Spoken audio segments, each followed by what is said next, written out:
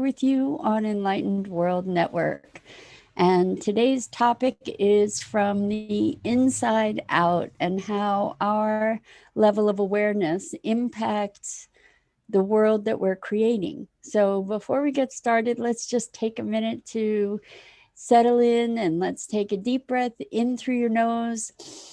Hold it and imagine sparkling, clear, crisp oxygen coursing into your lungs, throughout your body, through your bloodstream, into your cells and your organs, and enlivening and revitalizing you. And as you exhale, exhale any stress, any tension, any holdover that's in the way of creating a completely new day. And now let's take another deep breath in through your nose. Hold it, and this time imagine clear, bright, brilliant light coursing into your being, into every molecule, into the electrons, just lighting you up from the inside out and connecting you with the world beyond. And now let's just exhale any remaining tension, any remaining stress, and let's gently press our palms together. Softly, softly, softly rub your fingers against your palms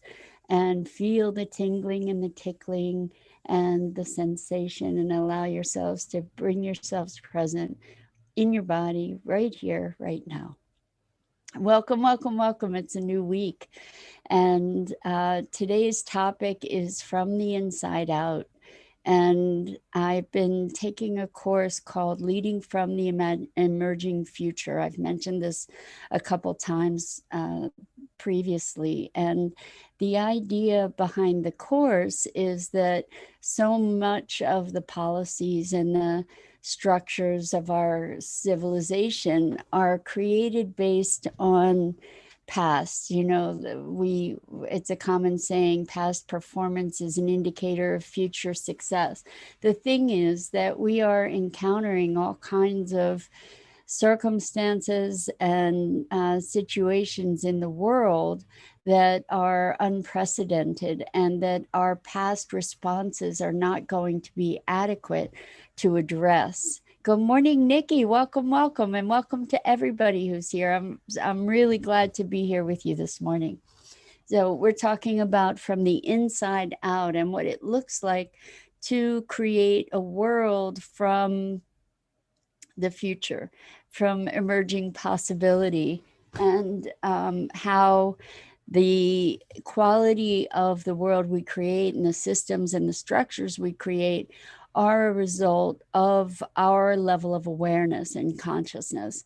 And so if we're coming, for instance, from a place of competition and experiencing others as adversaries or threats, then we're going to create very different policies than we would if we are feeling a comradeship or a connection with the other people that are impacted by our decisions. So Dido, you are, as always, wonderful. Welcome. It's so great to have you here. And Dido placed a link to the course Leading from the Emerging Future in the chat. It's a free course. It's one of these MOOCs, which is a mass online experience. I am trying to remember which organization, which school it's from. I'm not sure if it's Stanford or a different school. Anyway, it's a really, really interesting structure and an interesting approach to recognize, and it's just so obvious, really, to recognize that we don't have the structures to be creating solutions for situations that are unprecedented. And one of the situations that is unprecedented is that it has become absolutely impossible Thank you, MIT. Thank you. It's from MIT, not Cornell. I should have remembered that. Thank you, Dido. So where was I? So the thing that we're all very aware of now more than ever is that we are a global community, that we are one human family, and our structures and policies have originated from a place of separation and competition and isolation in a certain respect. And now the paradigm is calling, or a new paradigm is calling us to really recognize that we are all connected in a way that has never been so undeniably apparent. So what does it look like? What does it look like to elevate our own awareness of the interconnectedness of humanity and nature? What does it look like to look at our future from a place that isn't driven by a notion of competition and um, adversaries, for instance? So as we elevate our own awareness, what like toward peace, toward presence, toward really recognizing the challenges in our contemporary world as we evolve, then we have a different perspective. We generate different solutions and different approaches to circumstances. Even in our conversation here, I've seen that again and again, which is really, really beautiful and inspiring. When I'm not sure who it was recently was talking about learning to come to circumstances from a place of love and connection rather than trying to solve the problem, to lean into connection with the other people that are involved in the challenge. And that perspective, that shift of paradigm from I'm just going to solve the problem and the people are incidental, to focusing more on the relationships, to recognize a perhaps deeper root to whatever the perceived quote unquote problem was. So, in cultivating those relationships, what we can recognize is that things become visible. We get to unearth the deeper dynamic often that is at play.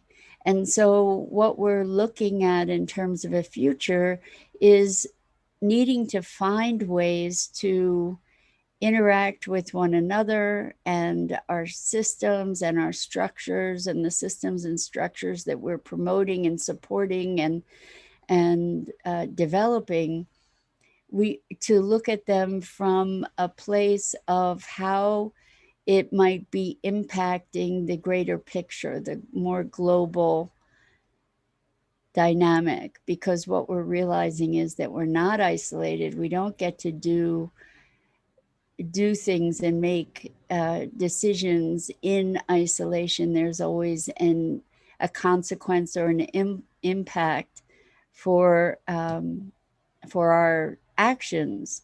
And it may be really isolated in a small circle, depending on scope and scale, or it may be something that could reach hundreds or thousands or millions of people.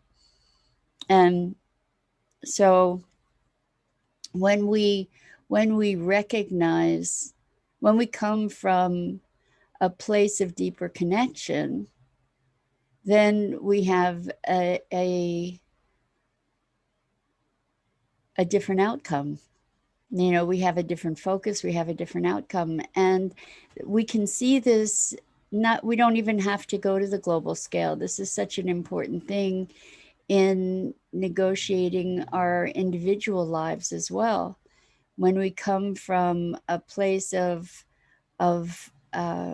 separation, or feeling at the effect of feeling victim, for instance, when we feel like we're a victim of our circumstances, then the way that we interact with our circumstances is that we have first of all abdicated a certain amount of our own power and uh, and sovereignty, and our ability to be present as a factor in creating an impact.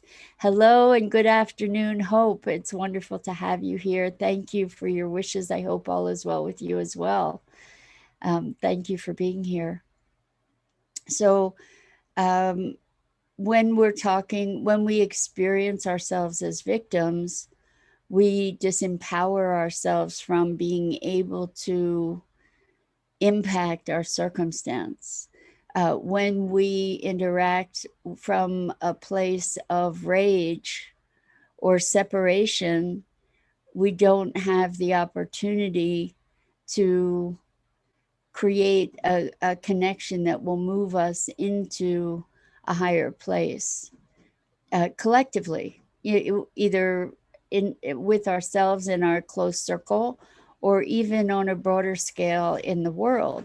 And I tend to believe that the more we individually elevate ourselves to a place of sovereignty and wholeness and connection, that is in itself a frequency. That frequency propagates, and it has a larger impact beyond our personal experience. And it's kind of the resonance field idea, and the 100th monkey idea. The 100th monkey idea is something we've talked about before, but I don't know if it's urban legend or not so urban legend, but it's a story about these monkeys that were on isolated islands, and the monkeys on one island learned to wash their food, or break the shells for um, certain shellfish, in a certain way. They learned to use tools to break the shells open, I think is what it was. And after a certain number of monkeys on this island learned the skill of using tools to break the shells, then the monkeys on another nearby island, where there was no communication between the monkeys on one and the monkeys on another, not like one monkey swam to the other island or anything. All of a sudden, the monkeys on the other island started using tools too.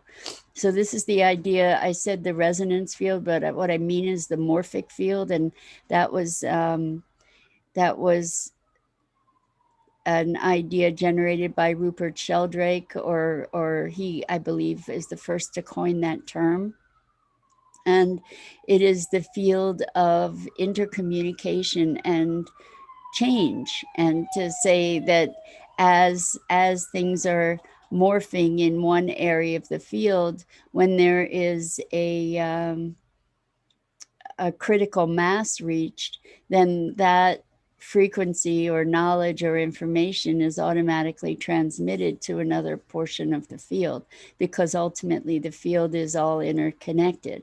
And so as we elevate ourselves, we elevate the systems and structures we create, and thereby we elevate all of humanity and the morphic field. We impact the morphic field. So the interesting thing that's coming to mind for me is that the thoughts we think, the habits we have of thinking, are also energetic in nature. And as we elevate our own beingness and our own internal conversation, then that also propagates. And I'm not talking about being the thought police. What I'm talking about is elevating our own experience and our own presence and our own awareness, and knowing that in that singular action, in that individual pursuit, we actually are having an impact on the world and the world at large, or the universe at large. So that's why people talk about meditators. Actually, there have been a lot of experiments around this, and this is another example from the inside out. So have been studies done where meditators collectively meditated on love and peace, and the surrounding city had a statistically significant drop in crime rates, and there may have been even health impacts on the surrounding communities as a result of the meditators meditating. Or we can say, maybe we can't prove that it was a result, we can prove that it was coincident. And I think that these studies have been done with enough frequency to be able to legitimately justify a hypothesis, a solid hypothesis, that that our consciousness impacts the surrounding consciousness. So right now, given the social climate of fear and division and distrust, what we get to do is cultivate our internal fortitude and vision and peace, and that to recognize that that has an impact in the world, that and at the very least, by not contributing to the additional the fear and the foment and the separation, that too is making an impact. So the inside, our beingness, our way of thinking, our way of being, does have an impact in the world. And maybe that can serve as an inspiration and a validation of the internal work that so many of us are doing to become awake and aware, to recognize that as you elevate yourself, you are indeed contributing to the elevation of humanity. And yeah, I'm thinking about these things because I've been seeing a rise of contradiction and conflict, uh, conflict, where uh, there's a growing polarization, and or that's what is easy to see, that there's a growing polarization. And at the same time that there's a growing polarization, I know too that there is a growing unity. And so many of us are focusing our attention and our intention on creating this deeper collective awareness and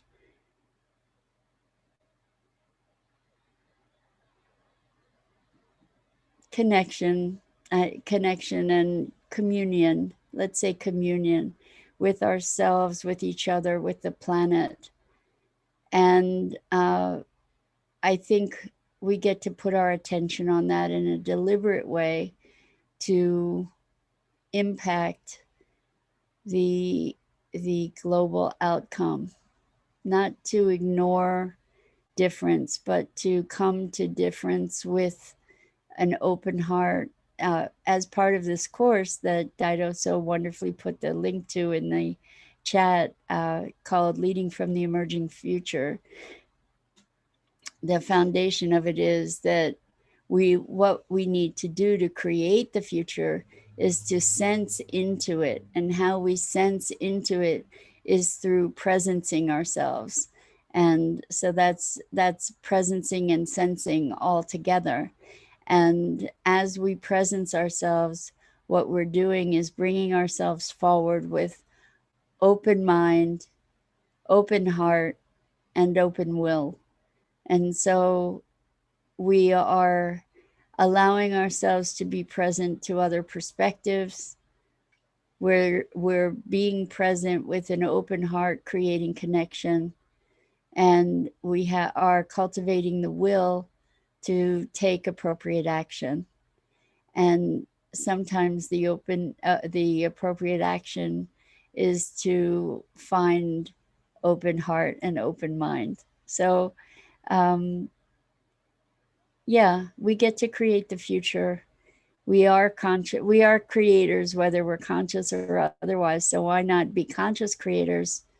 And why not make choices that enhance our own sense of well-being and presence, and consequently impact everything that moves from us, our communications, our relationships, our structures, and our beliefs that move from inside out.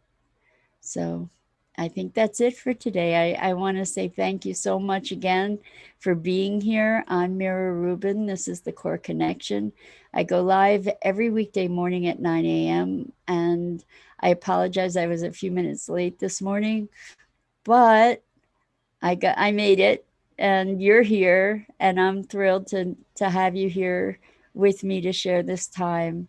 And please make sure to check out the other wonderful programming on Enlightened World Network's Facebook page. And I hope to see you again here really soon. Lots and lots of love, deep compassion, and together we can do this.